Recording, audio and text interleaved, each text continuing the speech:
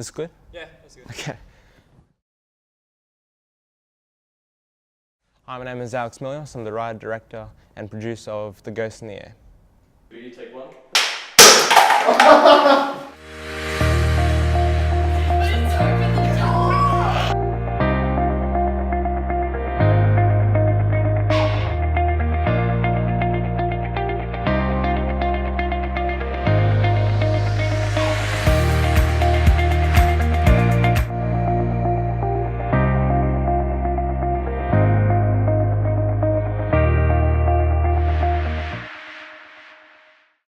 My favourite scene that we filmed was the police sequence. The police sequence because it was fun. It was a very fast-paced sequence, but what we did was we had police lights in the background. Jackson was standing behind outside the door, putting a torch on with gel, blue and red gel. So when we were filming that, it gave us a sense that there was actually police there. So when the actors were acting, they were able to make the performance feel as if they were in the mode to be police officers, which gave it a more realistic experience. Hello?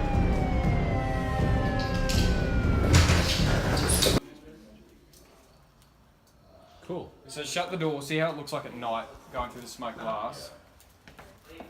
How's it look from, how's it look from that side? Yeah, that's very convincing. Very. You know, talking trash, thought he was the leader of everything. We had to put him in his place. Took to the last day. Oh, my prop's falling apart. And it's going my pants. Who put the gun in? As I initially came in as a cinematographer, I knew it was going to be a little bit of a challenge, seeming the restrictions we were walking around being only one-day shoots where everything had to be shot almost chronologically, but also to the whim of the actors so they could leave when they had to. So I knew there was going to be a lot of restrictions and a lot of difficulties. However, I went into that with the best intentions and hopes. You're looking up at the door, look up at the door, you're kind of like concerned.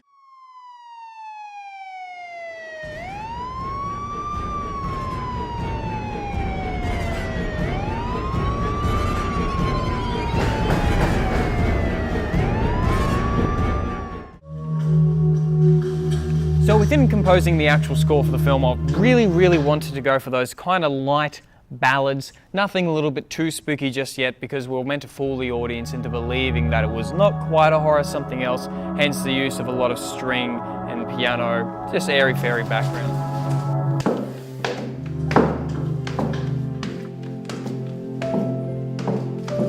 How do I look?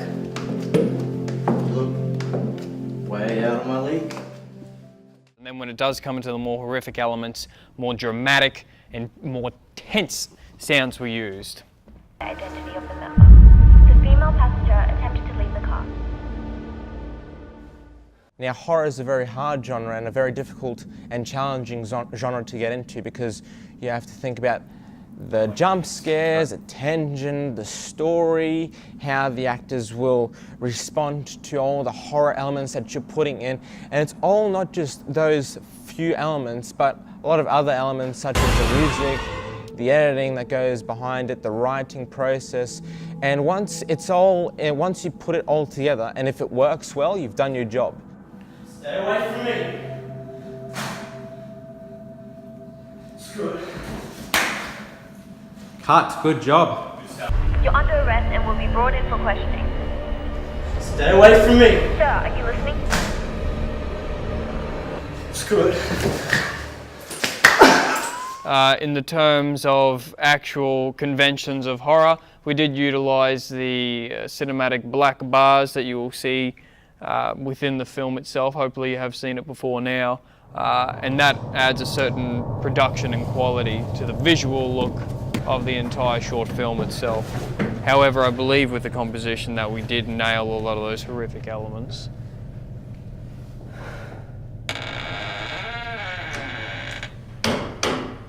We're currently getting my shadow, so the shadow that you're going to see on screen, it's going to be my shadow.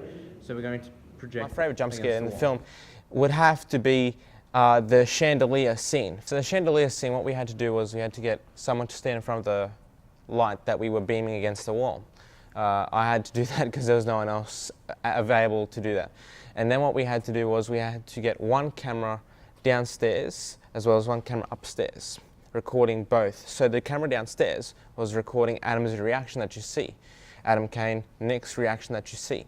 Now, what we had to do, we had to time the light upstairs as well as the light that was beaming my shadow across the wall all at once. That took a lot of skill and precise timing, because what we had to do was we had to ensure that the light wasn't going to distort the camera's quality, it wasn't going to get out of focus. And the second thing that we had to do was make sure that Adam was giving us his reaction that we needed.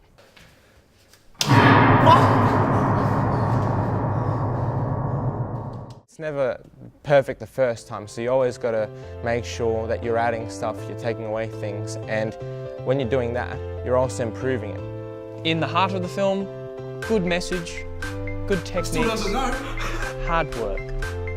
That's it for the behind the scenes, everyone. I hope you enjoyed it. I hope that gave you a bit of an insight into the film, how we shot it, how we made it, and I hope you enjoyed the film. If you haven't seen the film, you shouldn't be watching this. You should first go see the film and then come and see this.